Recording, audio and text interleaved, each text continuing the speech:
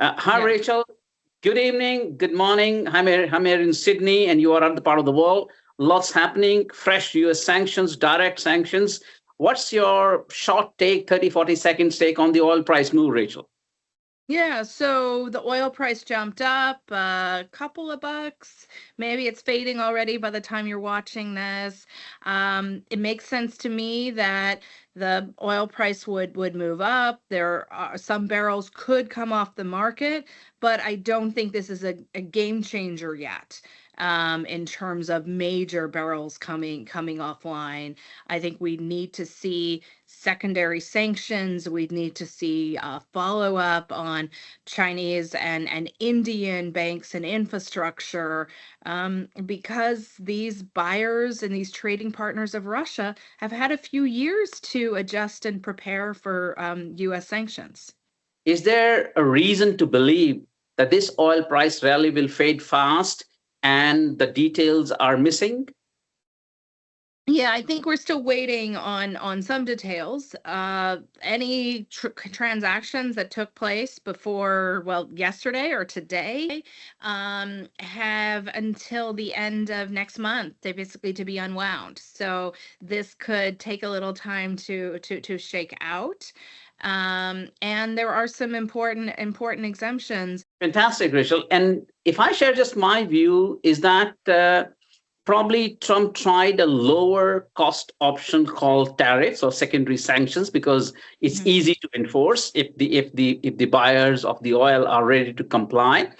Enforcement, I believe, requires a lot of cost, requires a lot of intelligence sharing. So I think Trump tried and US tried a low cost option. Now and Mhm. India said, if you don't want us to buy, put a sanction. And what was happening, in my view, was that India and China probably stepped up their buying. And Mm. from Texas trade flow data, I noticed that the October numbers came Yeah. out much higher than September numbers. So they kept on buying from other sources. They kept on Yeah. steadily buying from Russia in the fear that US might actually put direct sanction. And that's what has happened. So I guess Yeah. there's a buffer in the market and also uncertainty. And that's what you're trying to say, that the direct impact on the oil price rallying and continuing rallying is not high. So if I were to ask you, what are the top three, four things are really in this new sanctions? What is missing? And what do you see probably happening or coming out in the next few days?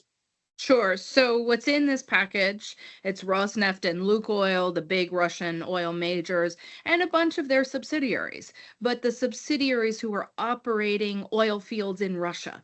So that might make it more difficult for them to repair after Ukrainian drone strikes. But a lot of these actors were not dealing with Western global markets. What's missing? They didn't sanction a lot more vessels. They didn't sanction any recipient ports or intermediaries or foreign banks. Now, those are actors that could be subject to future sanctions, but not yet. Um, I'm also watching for the implementation of the European refined product ban, right, which is going to go into effect in January. And like you were just saying about India and China, European buyers are trying to get ahead of that ban.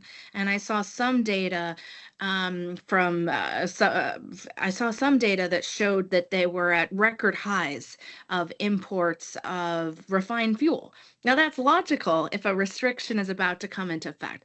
And the other thing I'm watching for that we don't know is what's going to happen when Xi Jinping and Donald Trump potentially sit down next week on US China trade, but also how important is Trump going to place pressure on Russia on that table? Um, So indeed, a lot of missing points in here. We also know Trump's visit to Asia is a bit uncertain. It's not very clear. yeah, And my view, Rachel, and correct me, Trump or US president will not like to travel such long distances if there is no guarantee of deals, yes, right? correct. So how do you see the trip coming up? Do you see any India-China deals coming up or not yet? Yeah, I think you're right. Trump doesn't like, and no leader likes to travel if there's not a deliverable. And China doesn't even like to have high-level meetings if there's not going to be a big announcement, right? That's been a real issue between the US and China. Trump likes to meet leader to leader, and then the subordinates work it out. And in China, they like to start from the bottom and work up. So I think there'll probably be some kind of a truce, some kind of thing to announce, maybe some purchases. Trump also has to meet with the new Japanese leader. There's a lot of different, priorities sort of on the table. So, lots of questions, and of course, there's still time for the trip to be canceled. It's never a done deal where Trump is concerned, right? With all that is happening on the geopolitical side, and I call it, it's not a taco. I think taco was probably misunderstood Trump's strategy. I've started calling it a tide. Trump influence drive events, and that has been very true. And the Trump impact comes in waves. A big wave comes and recedes, and another wave and get the job done. So do you believe that from an overall perspective, whether it's related to Russia, Venezuela, Iran, what more big tides or waves do you expect going forward? Yeah, I think it's interesting. We've got a lot of acronyms. Tide sounds like a good one, and that's good trading opportunities, right? Another one I've heard is Tata. Trump always tries again. Now, maybe there's a lot to process, and it's so complex. So if I want to break it down, your one sentence takes on what's next on Venezuela, what's next on Russia, what's next for India, what's next for China from a US perspective. So let's start Venezuela. Venezuela, more military posturing, no additional oil barrels anytime soon. Okay. Russia, balls back in Vladimir Putin's court, right? Real question about follow through and sanctions enforcement ahead. India. Any deals? India. What, sorry? Any deals coming?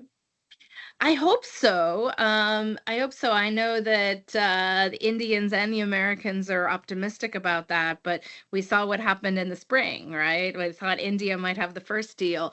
What happens now? India might use this threat position and the change in demand to maybe signal a reduction in their trade with the U.S. and maybe some compromises on some purchase agreements. So I think that's more, probably a 2026 story, though. I'm not sure it happens this year. On China, do we get a deal in November? Maybe a deal to keep talking, a de-escalation deal. I think there's a lot of really difficult stuff and competition between the countries. So I don't think any deal is lasting, but maybe it's more of a truce rather than a deal. Okay. I think we covered a lot of ground, Rich. XAnalysts. Empowering analysts, transforming markets.